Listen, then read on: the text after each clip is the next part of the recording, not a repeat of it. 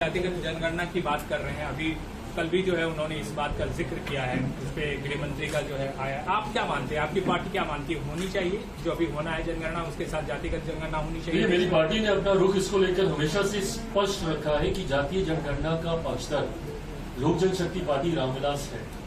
हम लोग चाहते हैं कि जातीय जनगणना हो। इसका कारण है कई बार राज्य सरकार और केंद्र सरकार कई ऐसी योजनाएं बनाती हैं जो उस जाति को मद्देनजर रखते हुए उसको मुख्य धारा के साथ जोड़ने की सोच के साथ वो योजनाएं तैयार की जाती हैं। ऐसे में उस जाति की आबादी कितनी है ये जानकारी सरकार के पास कम से कम होनी चाहिए, ताकि उसके अनुपात में राशि आवंटित की जा सके उस योजना को लेकर या उस जाति को मुख्य धारा के साथ जोड़ने को लेकर। ये आंकड़े कम से कम सरकार के पास होने चाहिए। मैं इन आंकड़ों को सार्वजनिक करने का पक्षधर नहीं हूं। मैं मानता हूं कि ऐसे आंकड़े समाज में डिवाइड क्रिएट करेंगे। ऐसे में मैं चाहता जरूर हूं, कई बार न्यायालय के द्वारा भी आबादी को लेकर मांग की गई है, पूछा गया है कई बार सरकारों से कि फलाना जाति की क्या आबादी है। तो ऐसे में ये आंकड़े मैं मानता हूं कि कम से कम सरकारों के पास होने चाहिए। राष्ट्रीय कार्यकारिणी की बैठक आज यहां झारखंड रांची में आयोजित की गई थी, जिसमें देश भर से हमारे कार्यकारिणी के सदस्य यहां पे मौजूद थे। इस कार्यकारिणी की बैठक का मुख्य उद्देश्य राष्ट्रीय अध्यक्ष के चुनाव को लेकर था। हमें राष्ट्रीय अध्यक्ष बने हुए 5 साल हो गए थे और ये प्रक्रिया का हिस्सा है। चुनाव आयोग में ये हर 5 साल के बाद चुनाव की इस प्रक्रिया को हम लोग को दर्ज कराना होता है। पार्टी के संविधान के आधार पर राष्ट्रीय अध्यक्ष का पद 5 साल के लिए होता है। पिछली बार 2019 पार्टी के संस्थापक आदरणीय रामविलास पासवान जी की मौजूदगी में पहली बार लोक जनशक्ति पार्टी रामविलास के हम राष्ट्रीय अध्यक्ष चुने गए थे।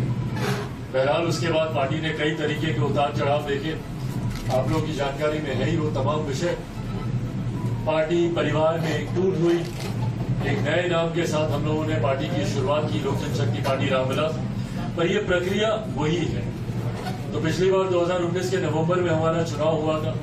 इस नवंबर तक दोबारा चुनाव की प्रक्रिया को पूरा करना था, पर क्योंकि आने वाले दिनों में कई और राज्यों में चुनाव है और संभवतः उसकी व्यस्तता ज्यादा होगी, झारखंड में भी चुनाव होने वाला है, तो ऐसे में हम लोगों ने इस प्रक्रिया को पूरा किया और आज पुनः हमें लोक जनशक्ति पार्टी रामविलास का राष्ट्रीय अध्यक्ष राष्ट्रीय कार्यकारिणी के द्वारा चुना गया।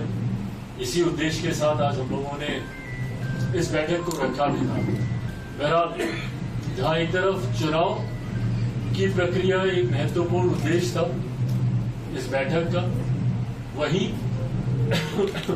अलग अलग राज्यों में हो रहे और होने वाले विधानसभा के चुनाव भी एक चर्चा का विषय थे।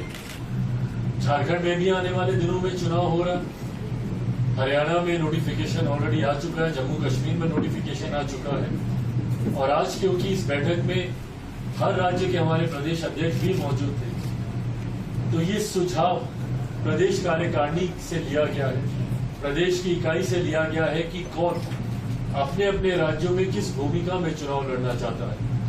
भूमिका से मेरा तात्पर्य यह है कि गठबंधन के तहत मिलकर चुनाव लड़ना, और या फिर ऐसे राज्य जहां पे हम लोग का संगठन पहले से बहुत ज्यादा मजबूत है, वहां पर अकेले भी चुनाव लड़ने के लिए लोक जनशक्ति पार्टी रामविलास स्वतंत्र है। नागालैंड में हम लोगों ने अकेले चुनाव लड़ा था और वहां पर आज की तारीख में हमारे 2 विधायक, और हाल फिलहाल के दिनों में लोकल बॉडी के इलेक्शन थे तो 2 काउंसलर भी वहां पर हमारे जीते। ऐसे में प्रदेश से जिन जिन राज्यों में चुनाव है वहां पर प्रदेश से भी ये सुझाव मांगा गया। लोक जनशक्ति पार्टी रामविलास का हम लोग का गठबंधन राष्ट्रीय स्तर पर भारतीय जनता पार्टी के साथ है और लोक जनशक्ति पार्टी रामविलास मजबूती से एनडीए का हम लोग हिस्सा है। पर वो राष्ट्रीय चुनाव की बात है, लोकसभा के चुनाव की बात है। काहे बगाहे अलग अलग समय पर अलग अलग राज्यों में पार्टी ने गठबंधन किए हैं। इसके पूर्व भी 2014 में झारखंड में ही भारतीय जनता पार्टी के साथ हम लोगों का गठबंधन हुआ था और एक सीट गठबंधन के तहत हम लोग को दी गई थी, शिकारीपारा की एक सीट, जिसमें हम लोगों ने चुनाव लड़ा था। बहरहाल इस बार ये स्वतंत्रता पूरी तरीके से राज्य इकाई को दी गई है। जो गठबंधन के तहत चुनाव लड़ने के लिए इच्छुक है या अकेले, गठबंधन के तहत राज्य इकाई चुनाव लड़ना चाहती है, इन बातों को औपचारिक तौर पर भी गठबंधन के समक्ष आने वाले दिनों में रखा जाएगा। और अगर सीटों का तालमेल ठीक से बैठता है तो गठबंधन के तहत, और अगर नहीं, और अगर राज्य इकाई ने चाहा तो फिर हम लोग अकेले भी हम लोग चुनाव लड़ने का फैसला ले सकते हैं।